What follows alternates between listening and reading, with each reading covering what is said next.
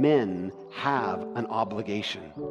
Men have a role to play in the spiritual development of their children. Men, you have this uniquely blessed opportunity to lead your sons and daughters into the most important things that they will ever know or experience, the things that will guide them and shape them for the rest of their lives.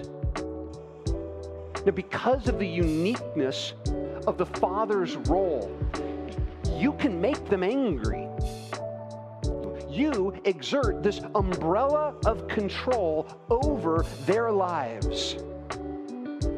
And you can use that to provoke them to wrath.